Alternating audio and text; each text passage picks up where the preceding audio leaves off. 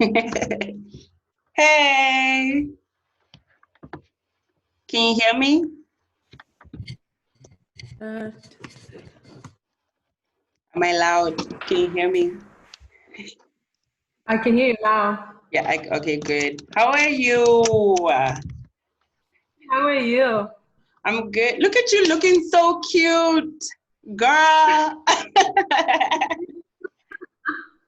Thank You look you. so good, man. How's everything? Everything is really good. Summer now, so we're Yeah, burning. It's hot, really hot, but it's really good. lucky you. Hey, we are out here. It's freezing out here. Like it's cold. So I hear everybody's complaining about the cold winter that side. Bro, it is so cold, like it's crazy. But I think it's getting better because some days are like hot and then the next day is cold. And then like during the day it's hot and then at night it's like freezing. It's But crazy. isn't that typical Namibian like winter weather? Right? Exactly.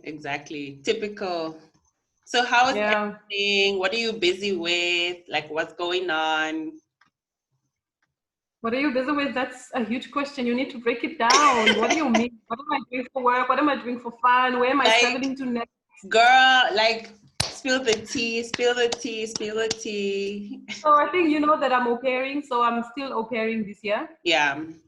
Pairing in the south of France now with Okay. a very cool German Canadian family. Oh, So cool. it's been a cool 2 months. Prior to Okay. this, I was up in the north of France with the Yeah. French family. That was a deep experience. Oh, wow. But yeah, so for now I'm au pairing and Yeah. traveling and learning French is a hassle. Living Ish. like living here is Yeah. painful because French people don't speak English.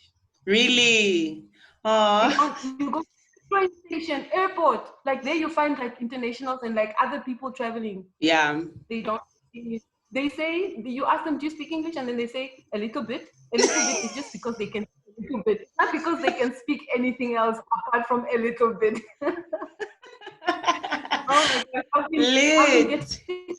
this whole week using Google Translate because you speak English, they say yes, you ask a question, and then he's Wow. done. So Google Translate, I literally type out everything I need to say before I get into an office. It's Lit. crazy. No, but It's that's crazy. amazing. That's so cool, Bram. Those kind of So experiences yeah. also are just interesting. That's really cool. And like, how Yeah. long have you been au pairing now? Like, how many years? 1 and 4 months, 1 year and 4 months now. It feels like years, How, right? But it's yeah, been a year. it feels like you've been gone for like at least 3 years. I'm just thinking Oh, like wow. 3 years now. I'm just like, yo, it's been like for almost even 5 years. Like, where's this girl? I'm just You seeing know, pictures. it's just been 1 year in February. This year, February was 1 year. Yeah. No, but that's Yeah. cool, bruh. What made you make that decision? Like, guys, I'm done. I'm just gonna go Well, out there and au I pair was and broke. I was broke. I was broke. Black tax was killing me in Namibia already. So I was broke. I was ish, paying bills. bruh. I was taking care of everybody. It was hard. I was Yeah. studying and into my second year, finishing my second year. Yeah. I towards the end, I got Mm. a job at the college. Yeah. And when it came to writing exams, I was not granted the loan by NASFAF. It was a whole financial hassle. Yeah. And then thank God I could write the exams because I was a staff member. Oh, cool. So, but then I couldn't continue to my third year because I had to pay off that debt. Yeah. So I was like, if I stay and continue working, by the time I finish paying school off, Yeah. I'm 40 years old because Mm. of the amount of money I was making and the amount of money, expenses and things I was taking care of. So Yeah. I was just like, okay, I'm just going to go au pair. I don't Mm. have bills. I don't have so many bills here. Yeah. So it was easier because I managed to pay school off last year. Yeah. And that was a huge relief because, oh gosh, Congrats, school sis. debt. Congrats. You school debt is crazy because it's a Yeah. lot. By the time you want to settle down and fix yourself, you still have like 20,000 that you owe to some college. You're just like, Yeah. oh, no, yeah. Yeah, I feel you. That's literally where I'm at right now. Like everything I'm doing, I'm just trying to pay off these, like the school fees that I have, and then everything else, like I can't even think of anything else. I just want to pay off that school fees and then move on. I'm like, I don't care how long it takes me. That's the only thing I need to focus on to be able to move on. Because you can't even do it when it's time to go rent a house, buy a car. You're just thinking, that's another debt. That's another debt. I can't do anything.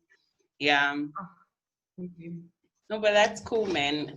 I'm really happy for you for taking that step. I'm always somebody who's like, you have to just do something wild and crazy. Like, I'm always up for people doing like the most out of the box thing.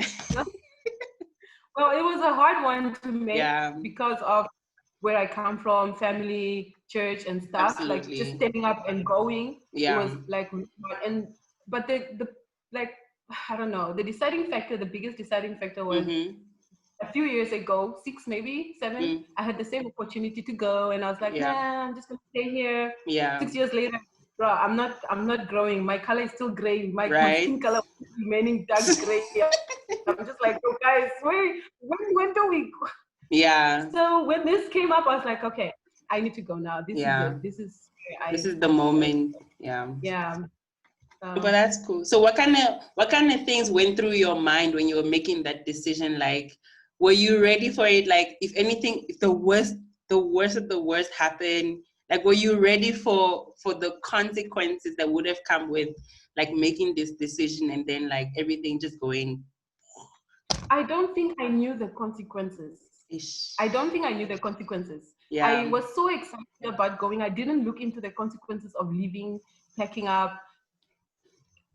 I'm 28. When I left, I was 27. I had a whole place. I had furniture. I had things, right? And then here I was donating things to charity, sending things back home. Yeah. I'm giving things away, and I'm like, packed my one suitcase, and I was gone to South Africa. My whole life in one suitcase. So, but I was so excited. I was like, I've been wanting to do this for so long, and I didn't look into the consequences.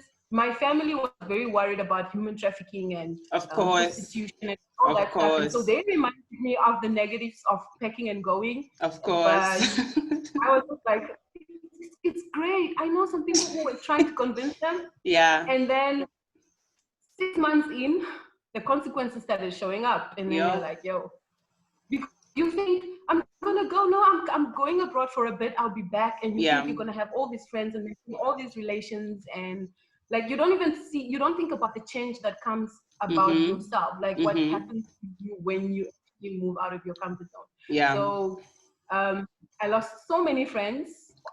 I lost so many people. Yeah. Like I was just like, I have a handful of people right now, and I'm just like, yo, it's.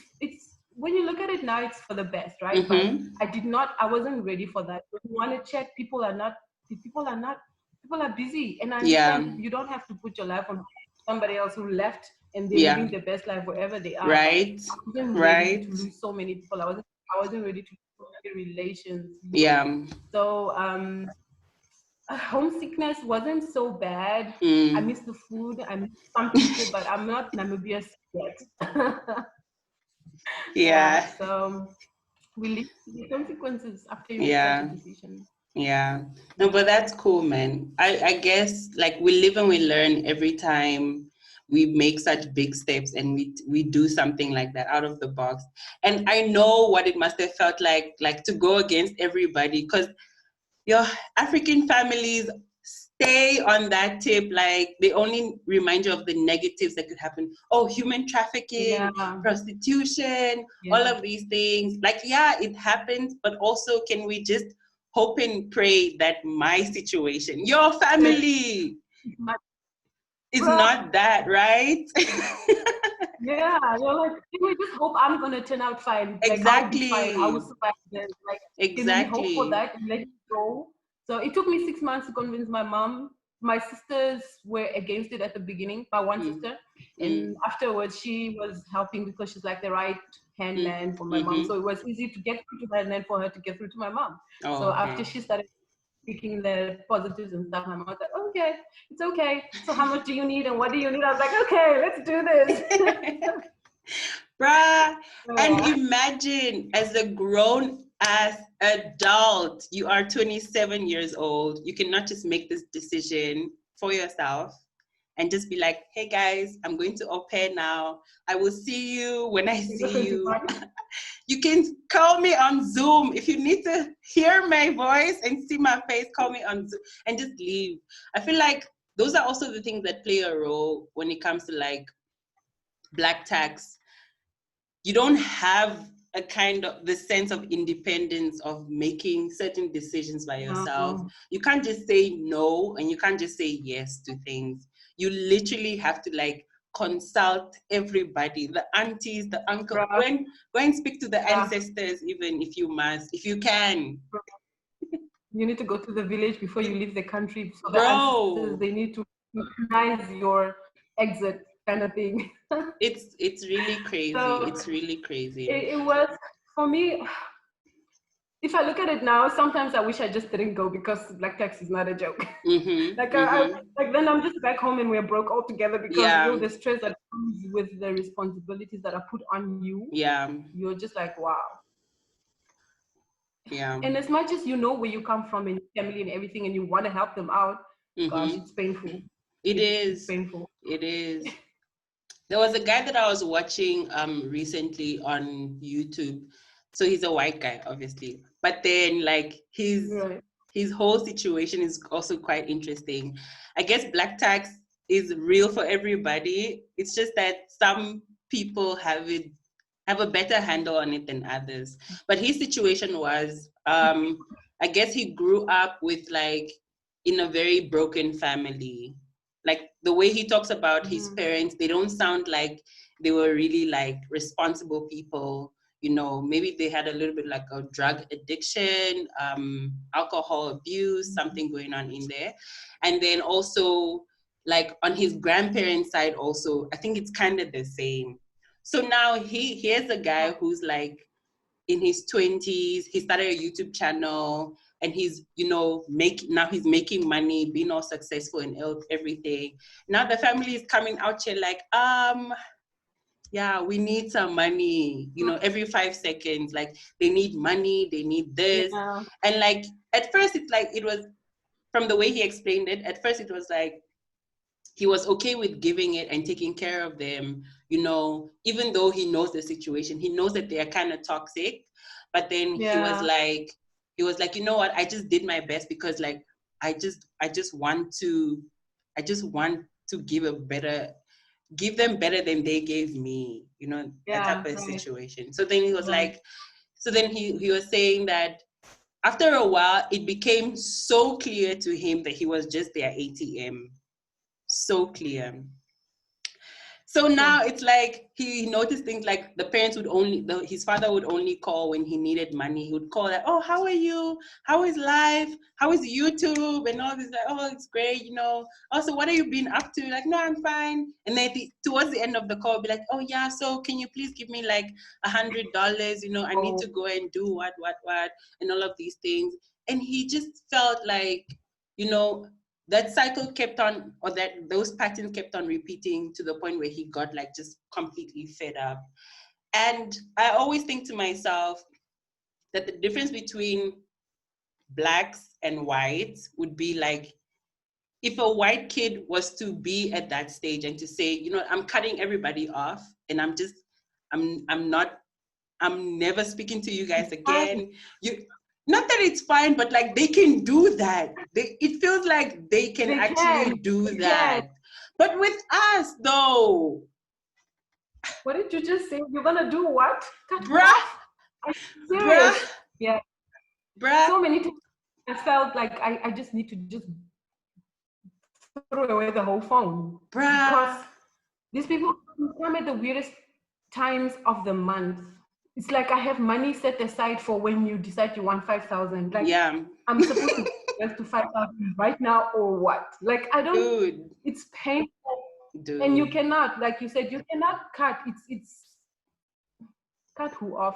The manipulation, the guilt that comes with these things. You cannot. And there are so many levels to this thing. Like, I feel like, because I was having this conversation also with a friend recently, because it's just there's so many levels to it, and it's not just like that financial burden that they put on you. Yeah. Like Yeah. literally, I'm saving money, just as you said, I'm saving money for my own things, but you will come to me and be like, I need this money for what?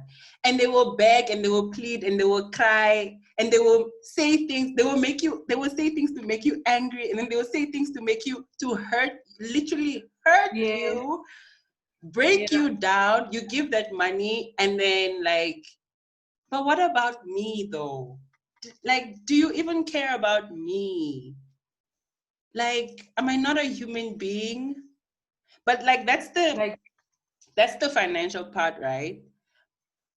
But then the emotional aspect of it also, that manipulation that happens. Yeah. It's a lot, man. I don't think, especially for the older generation, I don't think they even consider that we actually have emotional parts, and it's as if you're just flesh and blood. There's nothing to you. There's nothing else to you. You don't exist until they need you to exist. You don't have. Wow, dude. Don't feel. You don't feel. You really don't. You really watch too many movies. I feel you watch too many movies. You need to stop these things. Stop feeling. Stop feeling. Exactly. Dude. And it's sad. It's bad because we as Africans, or personally, when I think of like trying to cut somebody off, then I'm also very like, oh, but they really maybe don't really have food, or maybe they're so considerate. Even if it takes me selling a kidney, I do that for their sake. And then they go on living their best life while I'm out here slaving. And then when you don't do something, and then it's as if you've never, in your whole life, you've never contributed to the family. Exactly. You've not done anything for the family. It's like, why do you exist? One day, the one time that you say no, I've invested so much in you, I've given my whole life for you. Yes. And now but how many thousands did I put in you? Like, wait. Like, you're just like, but then I also don't have the guts to say how many thousands did I put in you. Exactly. You cannot. Who are you to say that? Who are you to retaliate? All these oceans apart, there's never a day I can say how many thousands did I put in you, because because you will come back. Huh? One day when you come back, they will look at you and they'll be like, yeah, so you thought you were there, you thought you were who? But it's really, so sad. It's bad. It really is so bad. It really, really is. Honestly, I think the issue of black tax is, for me, I would compare it to systematic racism, because like there's a whole system in place with black tax. Like, which one do you address and which one do you leave out? How do you even jump into it to really just like to dismantle the whole thing? Because the one thing is also, like, going back to this guy's situation, he said like his father and his mother are like, you're a whole human being, you have your arms and legs, you have all these talents, all these skills, but you just don't want to work. You just don't want to work for yourself. You just don't want to go out there and put in the work and get a salary and take care of yourself. You're out here waiting on this guy who has a YouTube channel. Claim you have a child. Bruh, you're waiting on this man who has a YouTube channel, so you can ask him for rent money. You can ask him for food money. You can ask him for money to go and drink or buy your cigarettes. Like, you can't even get money for your own things. And I feel like that also applies here, because when we have how the African family is, like the rich family, or the one that's doing the best, has to take on now somebody's niece, somebody's cousin, and train those kids, put them through school. Like, that kid, it's not like, oh, that's my brother's kid. It's, no, that's your kid. So it's literally your kid. You have to like take care of that, take that kid. Like the children, your siblings' children become your children. So it's like, your child doesn't have school uniform. Like, bro, I don't even know which entry the maternity word is. Like, how do you enter? What color are the curtains? I have no clue. I have a child. When? It's crazy. And it is. I think when it, like you said, it's to stop it. Like, I've been thinking about this a whole lot, because I'm in Europe. I have family. I have, fortunately, I wasn't raised with a lot of extended family. I was raised mainly with my mom and my siblings, right? So I don't have a lot of cousin issues. If they show up, I'm just going to show you the door because, hey. But then, like, I can't show my mom the door yet. I haven't yet found a way to show her the door. And it's not trying to end it. So, like, I've been talking about it with a lot of friends. I've been talking a lot, like, other Africans that are this side, and a lot of the people are going through the same thing. You're abroad doing an au pair job. Au pair is just a little bit fancier than, like, being a nanny. Is just exploited work over there, right? You get paid really less, and then you do all these many hours. With us, we're very protected by the law, and we get paid in euros. Okay, so then you hear people say, "No, my mom was like, yeah, I have a child abroad, and I'm out here suffering. We need to build the house. We need to fix the farm, right? With an au pair salary, are you serious?" Yeah. It's like, and so a lot of people are really frustrated with that. But then, when you're trying to find a way to end it, it's as soon as you're like, okay, no, I'm gonna do this and I'm gonna do that, then the guilt trip, the manipulation, one of the two, one or the other, somebody will die, and now they are contributing. Who said you must say yes to contributing? Now you are coming to ask me, right? Why did you say yes to contributing? You have no money. Literally. Yeah, right. bruh. Another friend said her mom has been going around, when the government is giving free plots and things to people. She has a plot in almost all the cities or towns in the country. And then she claims one is for this child, one is for that child. The children she's taking plots for, some are not even yet 10 years old. Oh my gosh. So this is just a plot. This is just land. So now we fence it and put on like a shack to show other people that there's somebody on. There's 5 plots with children under the age of 18 years old, and then you have to fence those plots up. It's your responsibility now. The one house the mother has is falling apart. She's taking all the many plots. The house, it's not even like, it's beyond repair right now. It's like, what must we do? Like, it's no paint on it. So she's like, it's so frustrating, because today I must build the fence. Tomorrow morning she wakes up with another dream. We need to fix the electrical work in the house. We need to put on the new door. Bruh. And then you're 30 years old. I'm almost 30 years old. No house, no car, no savings, no. Like, I can't bring a child in this world because they'll fall into the same trap. It's a scam. Like, this is it's such a huge scam. World, right? Yes.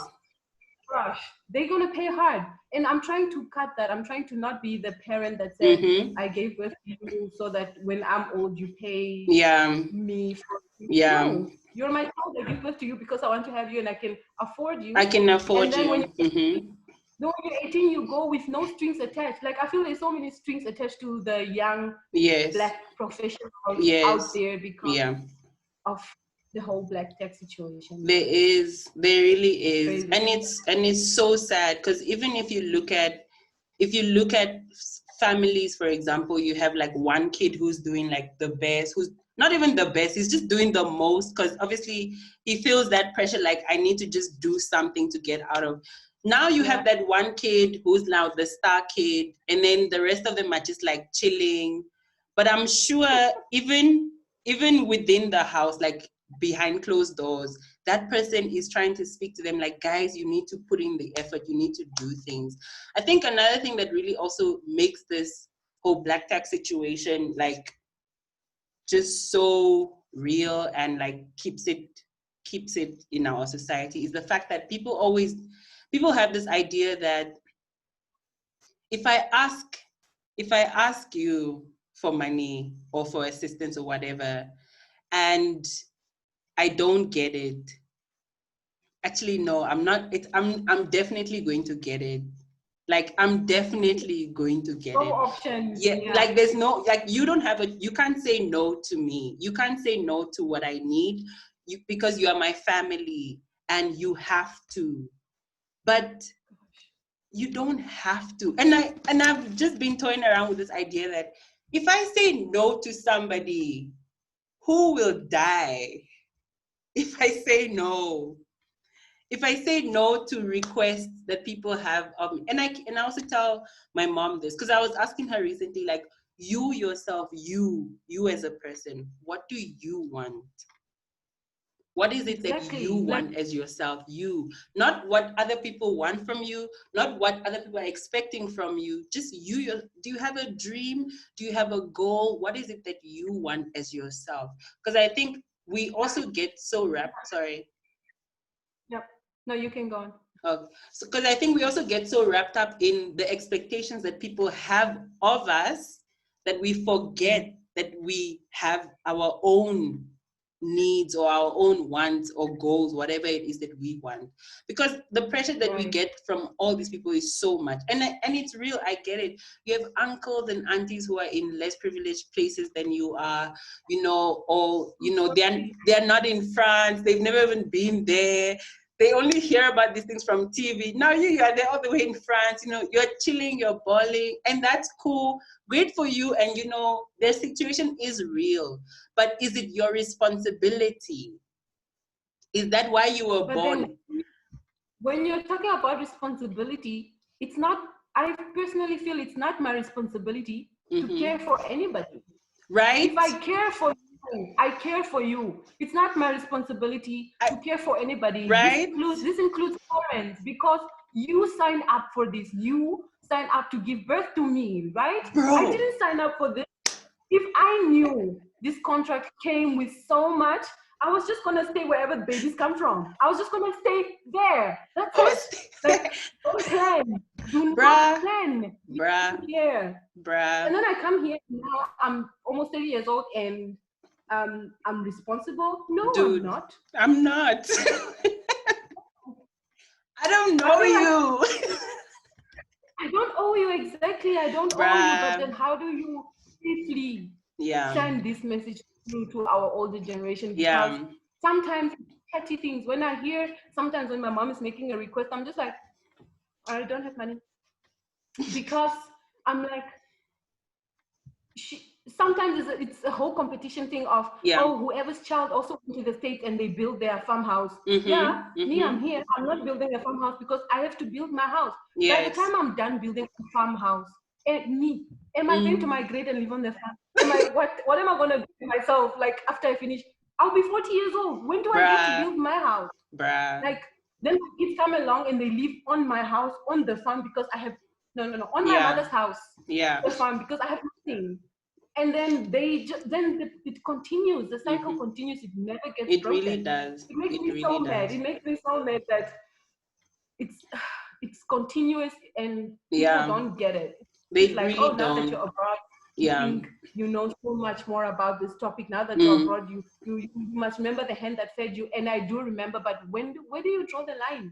With the hand. Boundaries, When do you say, okay, it's enough? I fed you enough, just like you fed me enough, right?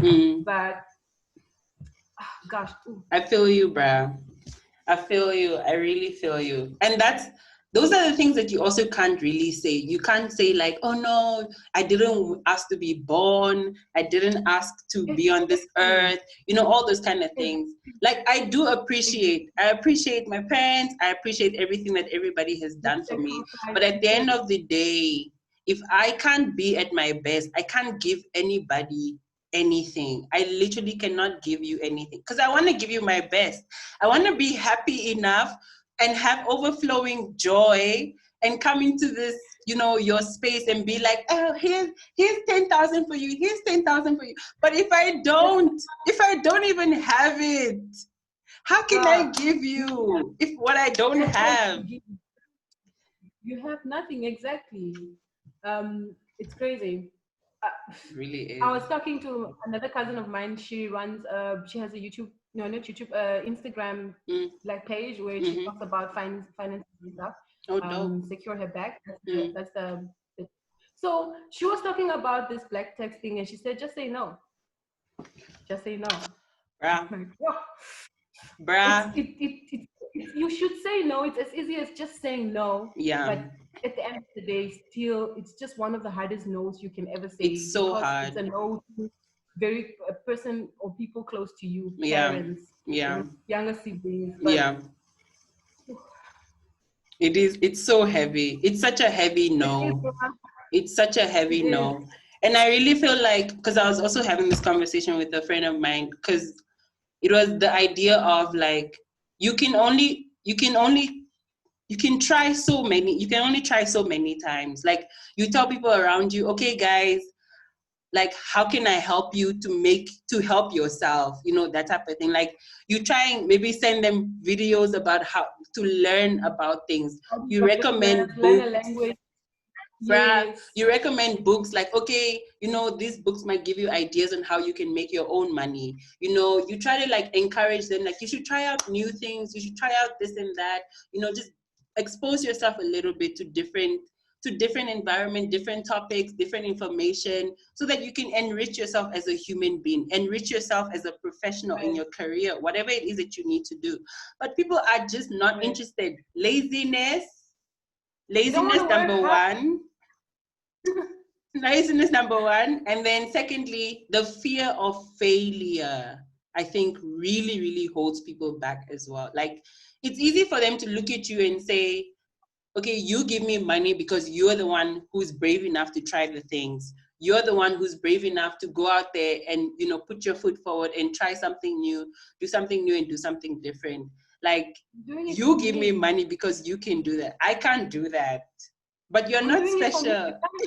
You don't need money. Don't ask. You can't, like, gosh, yeah. Yeah. If you cannot, how many times have I failed? How many sweaters have I shrunk? People's washing machines. It's still failure to me. Yeah. In a way, like, I failed, or I still sometimes like, oh, maybe I should have kept a certain profession, because au pairing to some people it's such a like, oh, why would you do that? You're 30 years old, you're not doing anything. But actually, I'm living my best life. That term usually is just because you look nice on a picture on Instagram, and people are like, oh, you're living your best life. I actually am living my best life, because I love working with children. I love traveling. I love networking. I'm literally doing all three. Everything. In the one job. Instead of being at an 8 to 5 office job because I want to maintain a certain perspective or whatever people have for other people. Exactly. And I earn this ridiculous low amount of salary. I'm just literally just making ends meet. I'm not living at all. And there's so many benefits that come with being an au pair, like traveling with your host family, or having the house to yourself for a whole month. Oh, dope. Like I am right now, just on holiday, chilling. When work comes and you work hard, your 5 hours or 6 hours, and then after that, playtime. And I like the job. I really like what I'm doing right now. I am living my best of how content and peaceful I am with what I'm doing, apart from the stress that comes with it. Bruh. Yeah. But I feel you, man. I feel like those are also the things that also hold people back. And I get it. I get that sometimes it's really hard to take the first step, like to do something different, to go out there and just try, something new. Get out of your comfort zone. It's really hard. But at the end of the day, when I do it, I'm not doing it because I'm thinking about the 6 people in the village who need my help. No, when I do it, I'm doing it for me. I'm doing it because I want to see how far I can go. I want to live a life where I can say, like, I tried so and so, it didn't work out, but I tried something, and it worked out, all of these things. But people don't think about that. They think that when you're doing these things, you're doing it for them. when you're doing these things, when you're making this money, you're making, it's our money. It's not our money. It's not our money. Exactly. I'm working Not our hard. money. We are not. Bruh, it's really, honestly, it's a lot, man. It's really a lot. And also the fact that, like, when you go to school sometimes and you get a degree, quote unquote, but it can't even help you. It can't even really help you, even in that field. How many times have people gone through, like, IT courses, for example, and then they get to the workplace and it's like what you learned in school and what the actual field is like are like so far apart. You don't even know, like, why you went to school in the first place. You're just asking yourself, like, you wasted all this time. I did 3 years of an advanced diploma in banking. Yeah. Because my mom was like, okay, I'm paying for it. So I want you to do this because when you finish, you can easily get a job in the bank. Yeah. The market was already too full by the time I was done. I didn't have a job. I got like a job at a consulting company. Yeah. And it was like 2 years or a year and a half. And it was like a really boring job. I was bored. I was just like, I can do the job, but I was bored. So when I resigned from there, I didn't tell her because it's black tax, right? You have to send money every month. Yeah. And so when I resigned, I just did it by myself, and then I enrolled to study and everything. By the time I told her, I'd already did my registration and everything, and I was waiting for like the student loans. I literally did everything by myself because I didn't want the whole thing of, no, don't quit, we need money, how are we going to happen? And I didn't want that, and I really didn't like, I don't like to be bored. I really like to have like a cool work. So I decided to go do law, and 2 years into law school and going into my third year, finance was still an issue. I had to stop that, and what I'm doing right now. But at the end of the day, when I look, I'm doing something with none of my qualifications. Look at that. None. And you're enjoying it, and you're living your best life. My best life, and I'm getting a salary out of it. Okay, they call it pocket money, but it's good enough. It's comfortable. So at the end of the day, and people also just think, oh no, I need to study to have money. Sometimes you just need to do something. Just stand up and do something. True. Instead of like, oh no, I don't have an education. You don't need an education to just move, to progress, to whatever. You just need to stand up. Get up and do it. You said, what do you want? And just go for what you want. And I think as soon as you start going and moving out of your comfort zone, that in its being opens so many doors for other things, other possibilities, other like you start meeting people that just it aligns with what you want, and not just a job, an 8 to 5 job and a salary. That's so true. It's just bigger. So, that's so true. That's really true. And I think that also the flip side of it is like taking responsibility, right? On that topic, a friend of mine was talking about recently how like her mom is studying, right? So her mom is doing like a degree or something. So now she wanted to give up, basically, like, oh, I'm tired, I'm too old to be in university, doing all of these things, So now she took it upon herself to help her. But now when she said she was going to help her, the person gave up. No. Help. If I say I'm going to help you, it doesn't mean that is now you right. Like that is all of that is now my responsibility. I'm helping you, which means you are still it's your responsibility. But I'm just an assistant.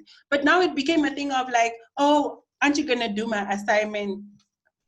But was it who signed up for this? Who is supposed to get this degree at the end of the day, fam? Like, how am I doing your assignments and you sit the exam? Like, bro, I think it also goes with when you say, oh, okay, I'm gonna help you guys out financially next month. For example, me being abroad, and you say that end of the month, or even 5 days before end of the month, if you're not talking sending money situation, you said you'll help us. You said you'll help us. You said like you regret even thinking of helping them or even mentioning it, because it becomes something that they use against you, and it's just a thing of no. Yeah. But you said you help. You said you Dude. send me money. Just wait, okay? Wait. Relax. Like, can you wait for I say in your bank, or can you wait? Bruh. Like, so I don't even tell people anymore that I'm going to help you. If it's time and I have it and I'm convicted to send it, I'm like, okay, hey, send me your ID or whatever, because these things of times when I'm gonna help you, they literally close their hands and wait for you until they don't do anything, they don't move, they like so dependent on you, and it's so sad. That dependency is not excuse me, that dependency is what I don't like. I love my independence. I've always been the odd one out. I've always been the one who's just like, everybody's going this way, I'm going in the other direction. Bruh, like I don't want to ever feel like I get it. Yes, you will. Like when I achieve anything, be like, I want to thank my hoo because you were there. But it was not like your responsibility to follow through that. It was I made that choice, and I need to follow through with it. I didn't make a choice so that we can all take part in it. Like, oh, I'm going to school now. Are we all going to pay my school fees? No, fam. I went by myself. I need to, find a way to make it happen. If you help me, cool. If you don't help me, great. That's like, it's life. It's just, right? It's not your responsibility. And I feel like in our cultures, it's so in there that it's so embedded in there that it's not even helping, dude. It's just your responsibility. If they bring an issue, if you like the elders meetings or whatever with your uncles and aunties, everything there, somebody's kid needs to go to school. If you just say, I can help out, it's not helping.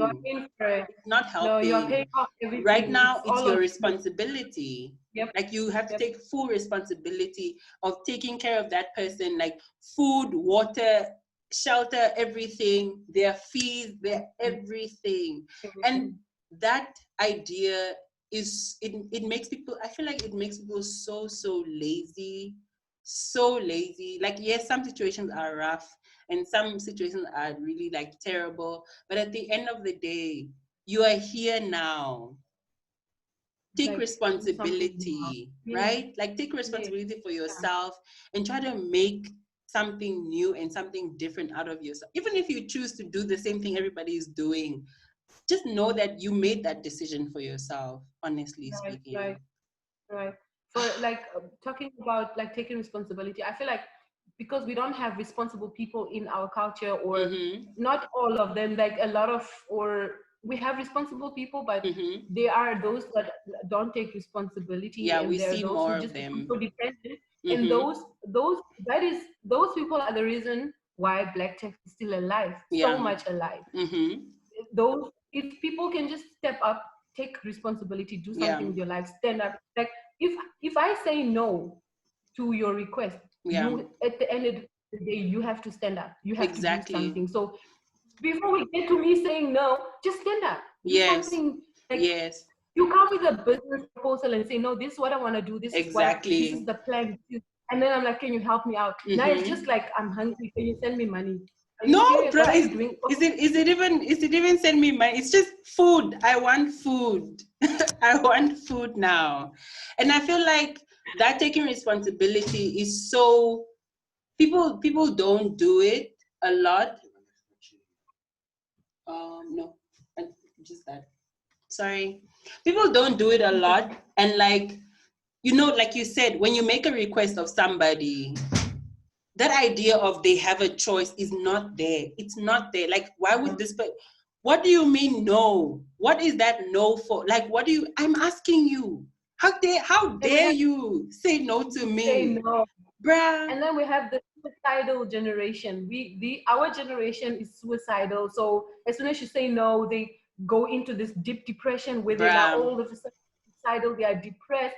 And depression is really do suffer depression. And it's hard to be messed with, but I feel like families also use a lot of that as a manipulation. Like yes, to just get you to guilt you. Oh no, the child is gonna commit suicide. We need to buy a laptop and a computer because at his school this is happening and that is happening, and you're just like, bruh, when I was like a young child, bruh, I had to work for my pocket money. Money. I went to high school and found out people get pocket money for the first time. Is it you or me? You all get money? So me and my sister said, no, we're gonna have a meeting with my mother to be like, let's talk about this pocket money thing. And we no, mom, like all our friends are getting pocket money. Why don't you give us any money for like cosmetics? She said, you want money, you better work for it. She gave us $50 each, and she told us, go buy knickknacks, pack, sell it, bring back my $50, and that's your startup capital. I was like, whoa. I worked for my money.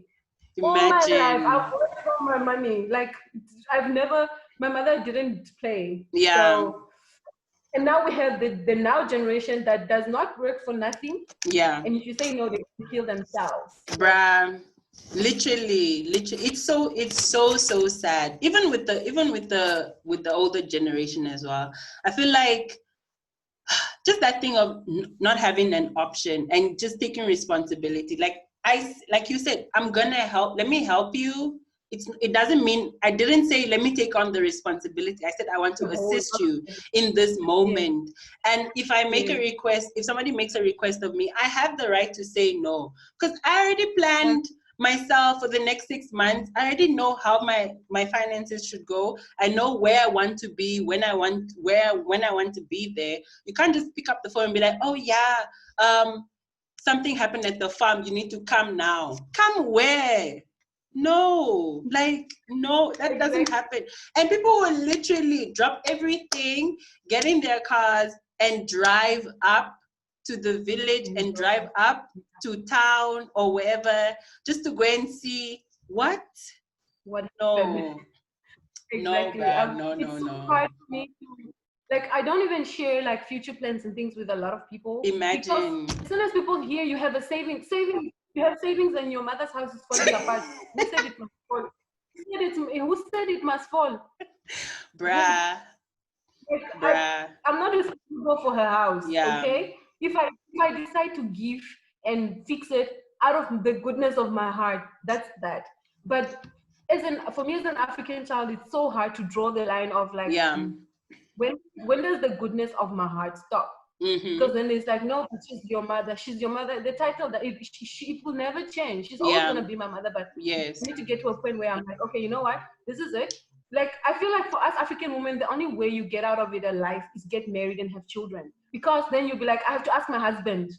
Bro, I'm not ready to have children. Now, if they make a request and I'm like, oh no, I have to ask my husband. Okay. And then 2 weeks later, you're like, oh no, my husband said no. Okay, it's fine, we'll make a way. That's the only way you survive. Right? Why didn't you make a way before? Before, bruh. Why didn't you? And even still, dude. Even still, like, even all young, bruh. No children. Like, which husband am I going to ask? Which reason do I have? Bruh, it's crazy. Honestly, like, even that expectation, like, of get married and have kids, and then now you have a family, bruh. Sometimes some people don't even see it. They don't even see, like, you have your own kids to deal with. You have a husband. You guys are trying to build your future, build your empire, whatever. Some people don't care. They'll be like, yeah, now that you are married, which means your husband has money. Like, is my husband's money your money, bro? Your money, like, did you work together? Did you work together?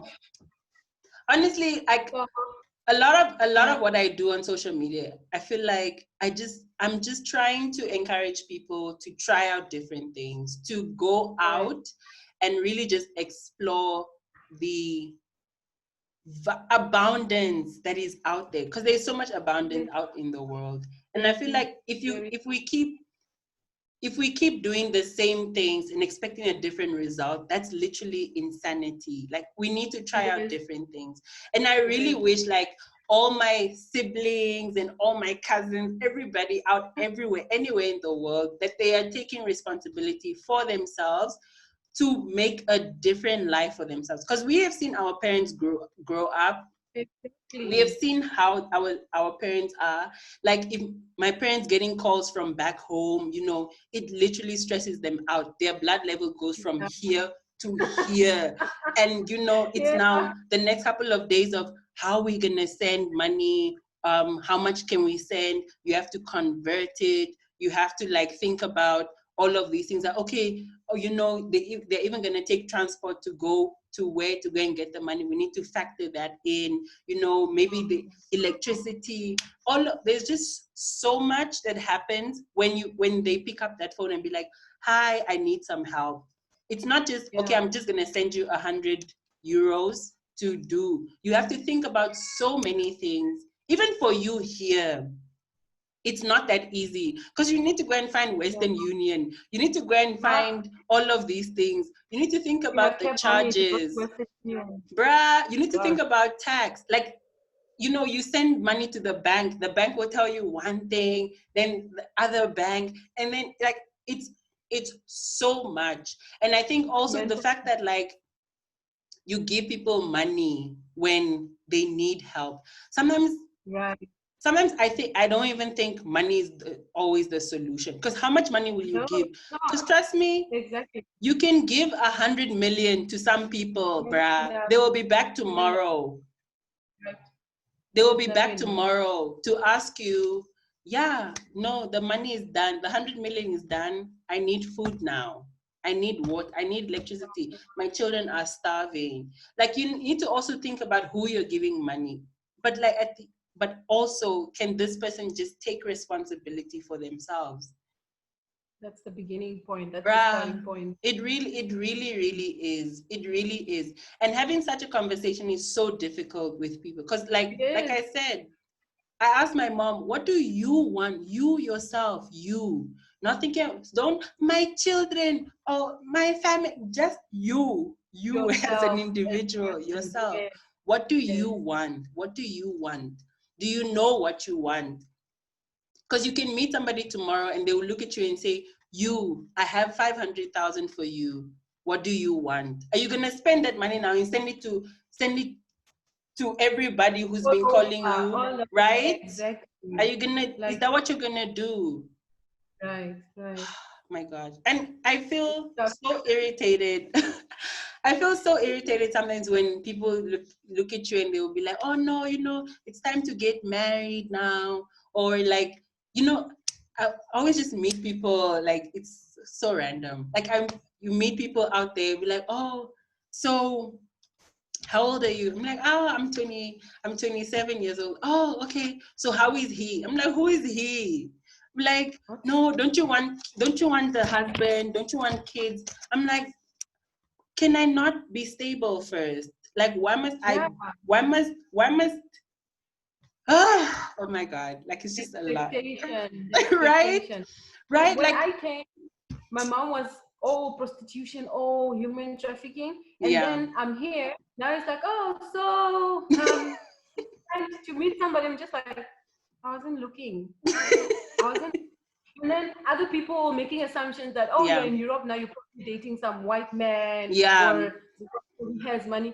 I didn't come to find a man. I came to get myself on track. To fix my life.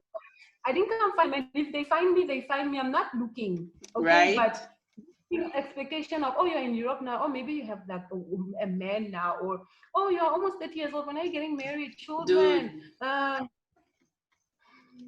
putting pressure on me. Leave me alone. Please. And I feel like when they come, they come. They don't come, then they don't. Then they don't come, exactly. And I always say it, guys. I always say it. Having kids and getting married is a very serious thing. It's so serious. It's like very serious. It's literally like deciding, do I want to cut off my leg or do I want to cut off my, like, it's so serious. It's not something that you should just do just because that auntie is like, oh no, it's time to have a husband now. Oh, okay, get a husband. And then it's not even that easy to find a reasonable human being in the first place. So now I must just pick one and then be on my way to making babies. Like, it's so serious because, but like, before you go make babies, you have to feed the nation. Remember, you have to make this whole huge wedding and what. Oh, I have no life for marriage and things. And being an au pair has taught me things. I've learned like, bro, I'm not ready to be a mother yet. Imagine. We'll show you flames, real flames, and these are not even my own kids. No way. No way. Give me time. I need the time. I can imagine.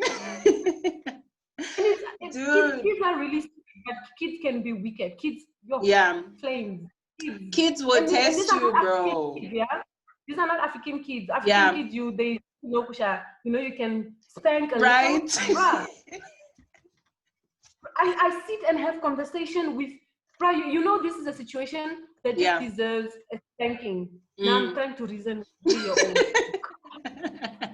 Me, in my Africanness, I'm reasoning with a 3-year-old, bro. Like, what is it? Like that time I'm just spoiling, but I'm reasoning with a 3-year-old. You have to. I know. Bro, it has showed me flames. There is no, I'm not ready to have children right now. No thanks. No. I'm reasoning with people's kids, bruh. Bruh, you must sit and have that conversation at a whole therapy session. Like, bro, tell me, what is the problem? Exactly. I like what it has done to me because I feel like I'm more patient. I'm more like open to listening and understanding where they're coming from, children, right? And I feel like sometimes when I go through that whole negotiation stage with them, I feel like I'm just like, wow, I did this. Big ups.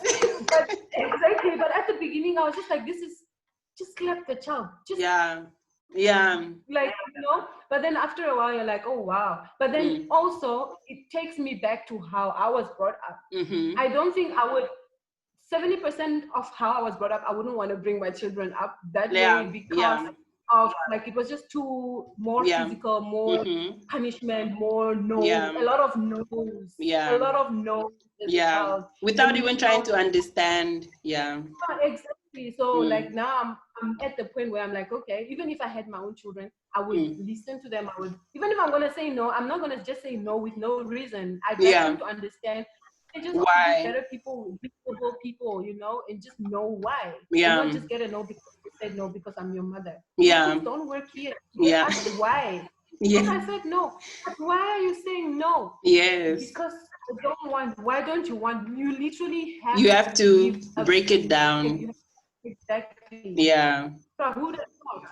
My whole explaining a why. And when I was growing up, no was just no, with no reason, with no explanation. Full stop. That's it.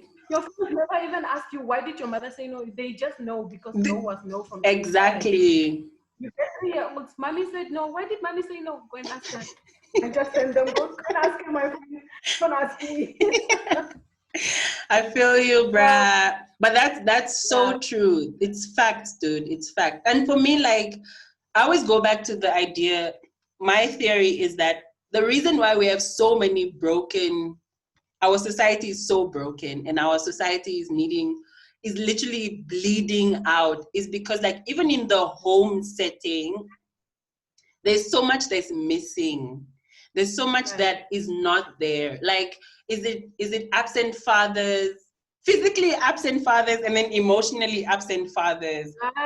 Bruh, and then, like, you have things literally, like, and then you have parents who are there but they are working, and then, like, you have parents who you have stay-at-home parents who don't even understand what it means to stay at home and, like, connect with your kid.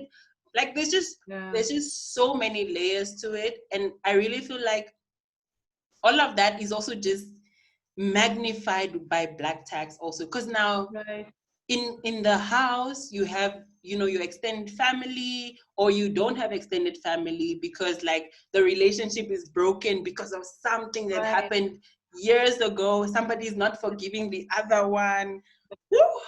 It's just a lot. It's just a lot. It's really a lot. And I really always go back to the fact that, like, if we can have homes that are more whole, that are just more loving, more caring, there's, an overpouring of love and affection and all of these good things, then we can have better societies, honestly speaking. Right. And then it also, I feel like when the home is fixed and the home is more stable, black tax isn't as, it's not like, but then also as young adults we wouldn't look at it as black tax. We would look at it as giving back to whoever gave when I was whatever, you know? From your heart. Yes, exactly. Now it just feels more like a burden, or like, oh, I have to send money home. Oh, it's never like, oh, I'm sending money to my mother. It's never that. They ask you on the 15th when you get paid on the 30th. They ask you 2 times already before that, and you're just like, guys, I don't have money lying around all the time. But then going back to like the home, if the home is fixed, it's easier for me to say I'm giving back to where I come from. I'm just giving back. Even though the mindset I have with giving back right now is, yes, I'm giving back, I'm helping my mom. I mean, if I don't, who will? Even though I have 6 other siblings. I mean, I have a lot of siblings. At the end of the day, sometimes I feel like there's so much pressure. But I think it's just because it's all in my head. When as soon as the phone rings, you're like, are they hungry? Are they dying? Are they the farm? What's going on? What is it now? You know? And that just gives you more space. You can't just say, okay, I'm saving up for a trip to Greece next year. Or I'm saving up for my studies, or I'm saving up for this, because as soon as that you have that, something else comes up and you're like, gosh, there goes my dream. And so, right. You can't really dream, or I don't know. So with our generation, I feel like we need to tackle the whole black tax in such a way that we don't reach 30 years old with nothing. Bruh. Literally, so, literally. I love that. Yeah. I'm still trying to find my way, like how, because I don't want to have children and have them go through what my generation is going through right now. Because it will happen. It will happen, dude. You think you have missed it, but then now maybe something will happen with your siblings and it will fall on your kids, or even your grand, you know, that generation. It will still fall on them. It's crazy. And you need to just like, it needs to end, dude. And it on good terms with your family, right? Because you're still you want to. I feel like we are so family orientated. Yes. Ending it and be like, okay, I'm cutting everybody off. I'm moving to Ibiza or whatever. You can't really do that. You can't. They will find you. You'll go back, bro. Make sure you take right what you did. So it's one of those things that like are really hard to break, but need to be broken. It does. It absolutely does. Like, I'm honestly speaking, I'm considering like not getting married, not having kids, and just dedicating my whole life to building myself and hopefully being able to tackle some of these issues, because like you see it happening, and you see that these things will continue. You already see the patterns. Are you doing that because you wanted it? You don't want a partner, you don't want a family, or just because this generation, or my culture? I don't know, bruh. I don't know. But I'm really... It's not fair on you. Like, bruh, you could be an amazing mom or whatever.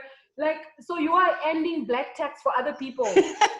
You don't have anybody to enjoy. There's no fruits to enjoy your struggle, your fight. Like, but no. I honestly, I'm just considering it honestly, because like it's a lot of responsibility. I'm not just looking at it like for my family alone. I'm looking at it just also like I feel like it's kind of my purpose to just get people to do better. I don't know how to explain it. You can do better with a family. I still feel like if you're not gonna have a family of your own, the reason to why you're not doing it should be valid. But if you're just saying no, I'm not gonna have a family, so that the other people, at the end of the day, you tackle black tax, but then now we have a new problem where people are putting. There's always a new problem. I know. There's always like, but I feel you. I'm really still thinking about it also, because like I just want to make decisions that are very intentional for myself. Like if I'm gonna have kids, it's because I want them, not because I'm 40 now and people are like, Comfort, what's going on? Just like because I want them. Like I don't care having kids late. I decided I don't care if I'm having kids at 50. It's up to me, because I will have the money to take myself to wherever I need to be. Like I don't care. I don't care how late I get married. Excuse me? If you are 50 and you have no children, or you get your first child at 50, just move it to Europe. Bro, like it's happening. Yeah, 8-year-old with a baby and the child is saying, Papa, I'm like, yo, that looks like your dad. But it's their first child. So, right? Because like I really want to do that. Like I really want to make sure that every decision I make is because I wanted that decision and I'm ready for it, and I will take responsibility for it. It's not, I'm not going to call up people and be like, come and help me, and then I run away and I leave them with the responsibility. That's not how it works, right? We need to be more responsible and more intentional about the decisions we're making. Yes, people have expectations of you. All the expectations that people have of me in life, if I was to live up to that, I wouldn't even be one person. I would be so many different people, because so many people have different expectations of you. Like, it's crazy. It's really just insane. From your friends to your family to strangers. People don't even know you and they have expectations of you. Bruh. As soon as they look at you and they're like, "Ooh, it's already done, drawn up." That's it. Like, it's so crazy.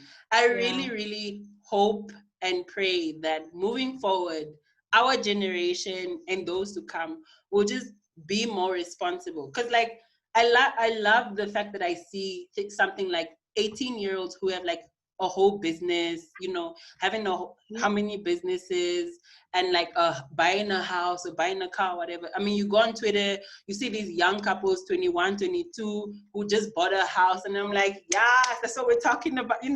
Like we need more of that, because you're not just breaking the generational curses that we literally live, but it's also like we're just breaking all these cycles of poverty and all these bad, terrible, horrible things that are holding us back. We need to really like fight, and we need to fight so hard, guys.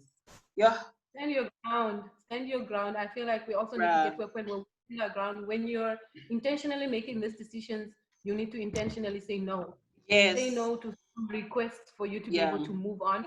Absolutely. And you will never, with the black tax, you will never fully pay that debt. It's an ongoing debt. That's why we still go in 2020. We're still living through that, because it's a debt that can never be fully paid. So we, as young black or the young generation, we need to realize that you can never fully pay that debt. When you just intentionally just say no, and as soon as you intentionally say no to these people, to the request, make sure you use your no for better, for your better, for your group, for just to make sure that the next generation, your children, your children's children, do not have to live through that. Like, as much as our parents didn't sign up for the whole black tech situation, it was also probably from them. True. Like through circumstance, through everything. Apartheid, when the white people took everything, now our people didn't have land to say, okay, our kids have this. Now, that's why for some white people, it's easier for them to just move on and be 18 and have their own apartments, because their parents could do that for them. And yes, for me personally, as a young person, that's what I'm looking for. I'm looking to have an 18-year-old that I can send out into the world with no strings, no strings, so that they can continue, and then I feel build themselves. Then I would have broken the cycle to a certain extent. They don't have to. They see what I did. They can do that to their children, and then we've broken that. We have a lot of other things we're still fighting, but one battle at a time.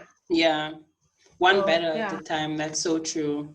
I think the idea of generational wealth, what we get is generational tax. Yeah. But moving on, bro. From here, it ends here. From here on, we build generational wealth. And I really encourage people to read a lot. Guys, financial literacy should be your best friend. Like every content, video, audio, written text about financial literacy, we should be consuming, because we have to be the ones to break the cycle. We have to be the ones to break these curses. These are spiritual things that are manifesting in like in such real ways. Imagine. Yeah. It's crazy, man. It's crazy. Oh my God. It's a lot, man. It's really a lot. But this was lovely. It was so nice speaking with you. Girl, nice you should plug yourself. Tell your social media, we didn't even do an intro, actually. No, we'll do better next time. We'll do better next time. But yeah, plug yourself. What's your social media? Where can people find you? All of that. So I have a YouTube channel, Uazuva Rukoro, at the moment. What? At the moment, the YouTube channel is just about au pairing, what it is about, because what I'm doing right now, I'm very passionate about it, because I really encourage people to step out. If you don't have any other means and you're younger than 31 years old and you have no children, you can au pair and just find yourself. I did it 1 year and I found myself, I've grown so much compared to what I was last year. And then the year before, this is like, it's amazing. It's a great journey that I'm on. And so my YouTube channel is Uazuva Rukoro, and that's what it is. It's just about au pairing and information sharing and whatever, storytelling. Awesome. On Instagram, I am Z, just as Z, and Z Rukoro. That's my surname. And then on Facebook, Uazuva Zee Rukoro. So go follow me, check it out, and subscribe to the YouTube channel. Also, we spoke about the financial literacy. I'm gonna give the Instagram. It's your cousin. Secure Her Bag. She gives daily tips on what to do on like financial. Is she in Namibia? She's in South Africa. She's married to a South African man. Oh, okay. South Africa, but all right, I'll check her out. Check her out. Yeah. So thank you so much for having me. Thank you. So much fun. Yes, this was so much fun. Thank you also for listening to the podcast, girl, for wanting to come on as well. Like, it's really cool. It's really, really amazing, guys. Like, you guys, you keep me going. You guys are the reason why I keep doing this. Okay, wait, we are the plug, not the socket. So you still are the life. Hey. No, but this is awesome. Thank you so much for joining me. Enjoy the rest of your day in beautiful France, bruh. Thank you. Bruh, France. Yeah. Who would have thought? Honestly. No, but you're killing it. Thank you so much. And a lot of what you said, honestly, I agree with you, girl. I agree. The struggle is real, but we have to be the difference. We have to be stronger than the struggle. We are stronger. By God's grace, we will break this thing, and we will keep living our best life, and we will, bring our kids into taxless environment, right? Healthy environment. Healthy, yes. All right, cool. Take care. You too. Bye.